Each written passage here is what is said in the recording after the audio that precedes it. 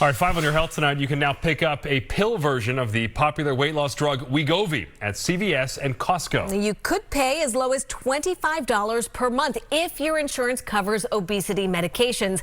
If it doesn't, or you don't have insurance, the lowest doses of the pill start at $149 per month. Joining us now, Dr. Jen Manny-Guler, an obesity specialist at Mass General Brigham. Thanks for joining us, Doctor. Thank you so much for having me, Erica and Ben. All right, so let's start with this new Wegovy pill. Does it work as well as the shot? It does seem like it works as well as the shot. The most important things about it are the total weight loss on average that patients experience is about the same between the injection and the pill. People need to ramp up their dose with both the injection and the pill, even though the total dose will be a little bit different. And the biggest difference between them is that one trades the injection itself for a pill form, but the pill has to be taken on an empty stomach with water only.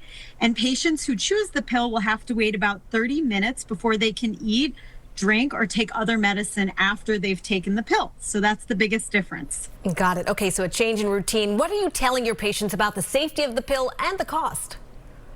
The safety of the pill is also quite about the same as for the shot. So the same amounts roughly of nausea, vomiting, and other GI side effects, which are the main thing that patients worry about in terms of just frequency.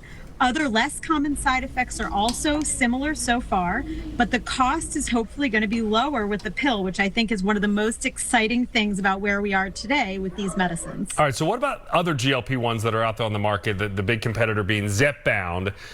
Will that medication be available as a pill as well? So coming down the pike is an oral pill made by the same company that makes Zepbound, we think. It's not approved yet, and it has a pretty long name right now, which is orforglipron. But it is an exciting development that we think will maybe be approved by the summer or later this year, but we'll see. When that comes out, then there'll be more than one oral pill, and that oral pill, the new one, is not expected to need that 30-minute waiting period, although we're still waiting for all the final decisions, which will come later this year, like I said. Okay, lots to come. Dr. Manny-Guler, thanks for joining us. Thank you.